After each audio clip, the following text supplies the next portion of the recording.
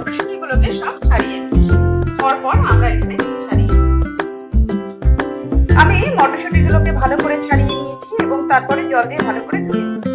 এবারে এগুলোকে আমরা একটু বয়েল করে নেব। আমরা এই কড়াতে জল নিয়ে নিয়েছি, এর মধ্যে এই মটরশুঁটিগুলোকে দিয়ে দিচ্ছি। এবারে এগুলোকে একটু আমরা বয়েল করে নিচ্ছি। মটরশুঁটির কচুরি করার জন্য আমরা এখানে ময়দা নিয়ে নিয়েছি। আমি এখানে 4 কাপ ময়দা নিয়েছি।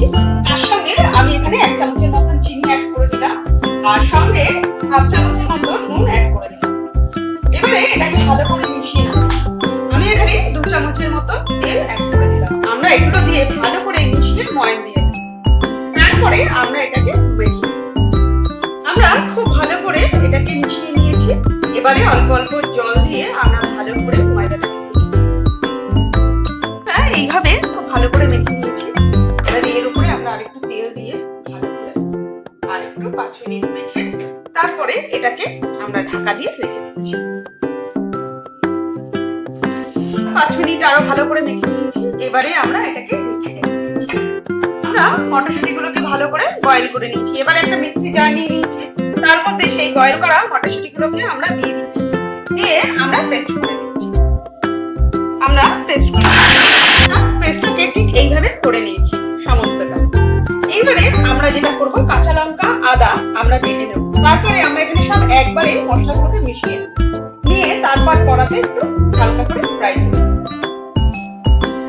এই জারের মধ্যে আমরা 3টে কাঁচা লঙ্কা নিলাম আর 1 ইঞ্চি আদা নিলাম। এবারে এটাকে আমরা ভালো করে পেস্ট করে নিচ্ছি। এর মধ্যে এই আদাটা আর কাঁচা লঙ্কা একসঙ্গে করেছিলাম, এটাকে দিয়ে দিলাম। আর সঙ্গে দিয়ে দিচ্ছি হাফ চামচের মতন ধনের গুঁড়ো আর হাফ চামচের মতন জিরের গুঁড়ো। এছাড়া দিয়ে দিচ্ছি 1 চামচের মতন চিনি। প্রথমে দিচ্ছি চিনি, তারপরে দিচ্ছি নুন। দিয়ে আমরা সব একবারে মাখিয়ে নিচ্ছি। এবারে আমরা একটা কড়া নিয়ে নিলাম। কড়ার মধ্যে আমরা 2 চামচের মতন সাদা তেল অ্যাড করে দিলাম। এবারে এই তেলের মধ্যে আমরা কালো জিরা আর হিং দিয়ে ফোড়ন দেব। তো প্রথমে আমরা এখানে অল্প করে কালো জিরা দিয়ে দিলাম আর দিয়ে দিলাম হিং। আমরা হিং দিয়ে দিলাম। এবারে একটা হালকা স্মেল বেরালে আমরা তারপরে যে মটরশুঁটিটা করেছি পেস্ট, সেটা এখানে দিয়ে দেব। আমাদের ফোড়নটা হয়ে গেছে। এবারে আমরা এই মটরশুঁটির পেস্টটা দিয়ে এবং ভালো করে আমরা এটাকে ফ্রাই করে নেব। আমরা সমস্ত কিছু একসাথে দিয়ে নিচ্ছি।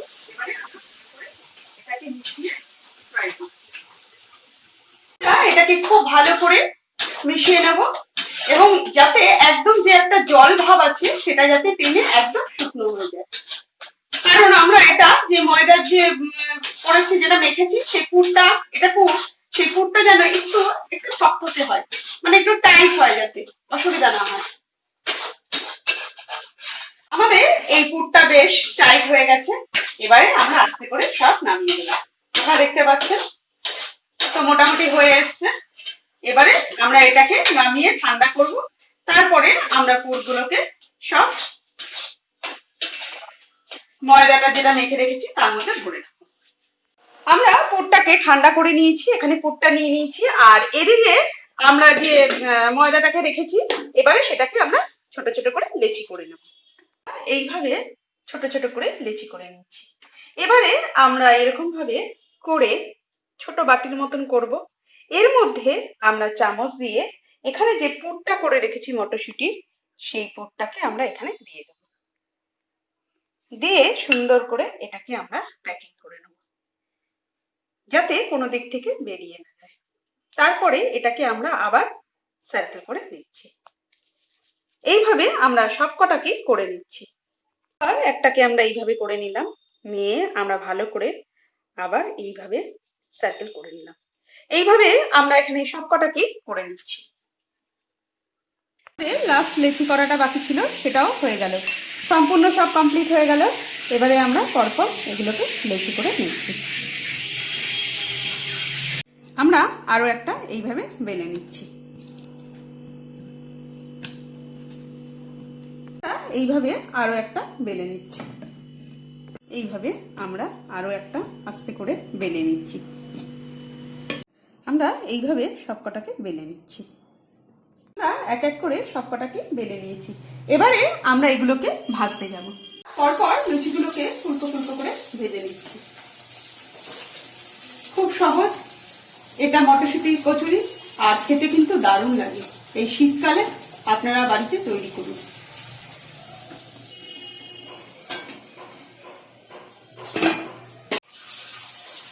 আমরা এইভাবে আরো একটা ছেড়ে দিলাম। আমাদের মটরশুঁটির কচুরি কমপ্লিট হয়ে গেছে। যদি আমার এই রেসিপিটা ভালো লাগে তাহলে আমাকে লাইক করুন, শেয়ার করুন, কমেন্ট বক্সে লিখে জানান, আমাকে সাবস্ক্রাইব করতে ভুলবেন না। আর এরকমই নানান ধরনের রেসিপি নিয়ে আসবো আমি, মাধবী। সম্পূর্ণ ভিডিওটা দেখার জন্য আপনাদেরকে জানাই ধন্যবাদ।